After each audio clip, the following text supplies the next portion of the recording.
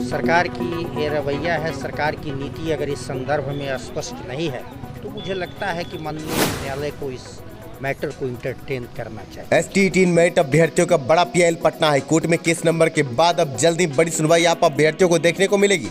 REET case के नाम पर भरमाने वाला गेंडा, जिसके खुद की केस की तारीख पे तारीख और तारीख पे तारीख पड़ रही है और अब 60 नंबर के पार लिस्टिंग है। गेंडा को समझा दे कि PIL के केस में अगर चीफ जस्टिस ने कोई बड़े आदेश दिए तो इससे सिंगल बेंच के रीट केस को भी सहायता मिलेगी और इन मेरिट अभ्यर्थियों की जीत सुनिश्चित हो जाएगी।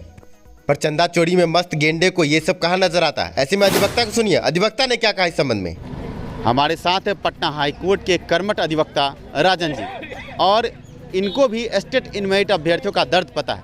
ऐसे में बातचीत के क्रम में इन्होंने हमें कुछ बहुत गूढ़ बातें बताई इस संबंध में। आइए इनसे चर्चा करते हैं।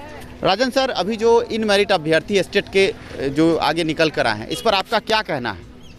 देखिए, सबसे बड़ी बात है जी कि सरकार को अपनी पॉलिसी में एक परिवर्तन, रेडिकल चेंजिंग की ज़रूरत है। जो लोग मेरिट में आ रहे हैं उनका सबसे पहले अपॉइंटमेंट किया जाना चाहिए। मेरिट लिस्ट में जो आगे हैं उन लोगों के लिए सरकार का कोई क्लियर कट कोई पॉलिसी नहीं है, जिसके चलते जो मेरिटोरियस बच्चे हैं वो ऑन रोड हैं और जिनको कम मेरिट है वो लोग उन लोगों का चयन किया जा रहा है। तो ऐसी स्थिति में सरकार की नीति कहीं से भी स्पष्ट नहीं दिख रही। सर, ये नोटिफिकेशन जो निकला है, नोटिफिकेशन में लिखा हुआ है साफ तौर से कि इन मेरिट अभ्यर्थियों को लिया जाना है और सरकार कह रही है कि सभी को हम लेना चाहते हैं। मात्र 37,000 सीट है। क्या लगता है ये सरकार कहीं ना कहीं उन अभ्यर्थियों को भी बरगला रही है, क्योंकि 80,000 अभ्यर्थी उत्तीर्ण हैं और 30,000 सीट पर क्या ये संभव नजर आता है? कहीं से भी संभव नहीं नज़र आ रहा है। अगर ऐसा करना है तो आप सीट को बढ़ाएं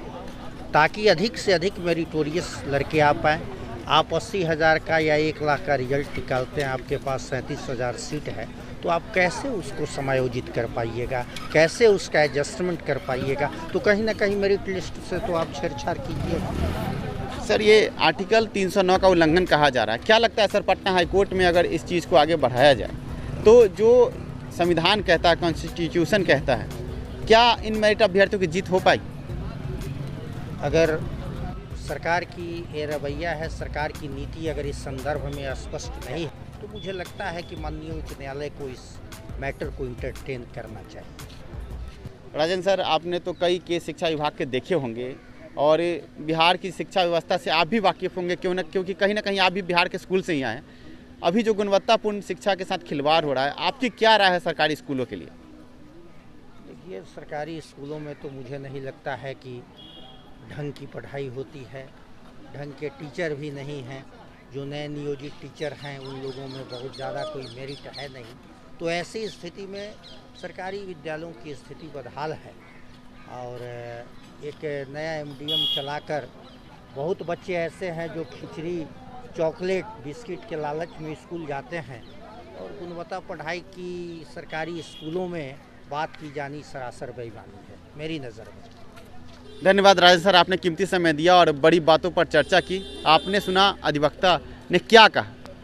बने रहे, जुड़े रहे शिक्षा सुधार रोजगार के साथ। अधिवक्ता को सुनने के बाद आप समझ चुके होंगे कि PIL के केस में दम है। ऐसे में जो लोग आपको रीट केस के नाम पर भरमाते हैं और रीट केस में जिस तरह तारीख पे तारीख पड़ रही है और नॉट इन मेरिट अभ्यर्थियों का केस भी टैग है। रीट केस के नाम पर चंदा उगाही करने वाला, भ्रम फैलाने वाला गेंडा ये कहता है कि PIL का केस स्टैंड नहीं होगा। ये बेवकूफ़ गेंडा जो आप अभ्यर्थियों को भरमाता है, ये देख ले PIL का केस स्टैंड भी हुआ है और इस गेंडे को तो और भी फायदा है। PIL के केस में अगर चीफ जस्टिस ने कोई बड़े वक्तव्य दिए, सिंगल बेंच के रीट केस में भी इससे फर्क पड़ेगा। पर इस गेंडा को समझाए कौन? ये मूर्ख तो अपने ही PIL को कहता है कि स्टैंड ही नहीं होगा। कितना बड़ा मूर्ख है ये गेंडा। आप अभ्यर्थियों को इन मेरिट के नाम पर चंदा उगाही भी करता है, आपसे लाखों रुपए भी लेता है और आप ही के PIL को कहता है कि स्टैंड नहीं होगा, जबकि खुद के रीट केस में तारीख पे तारीख पड़ रही है और नॉट इन मेरिट अभ्यर्थी भी अब इसके साथ हो चले हैं। इस गेंडा के मूर्खता को देख के सबसे बड़ा डर ये लगता है कि 4-4 केस आप अभ्यर्थियों से ठग कर कदाचार युक्त रिजल्ट के नाम पर लाखों रुपए ठग कर इसने किया और सभी में इसको हार मिली। अब रीट केस को कहां से कहां ले जाएगा ये भी देखने वाली बात होगी। पर घबराए नहीं, PIL का केस अब स्टैंड हो चुका है, जीत सुनिश्चित है। ऐसे में वीडियो पसंद आया तो लाइक ज़रूर करें। मिलते हैं अगले वीडियो में।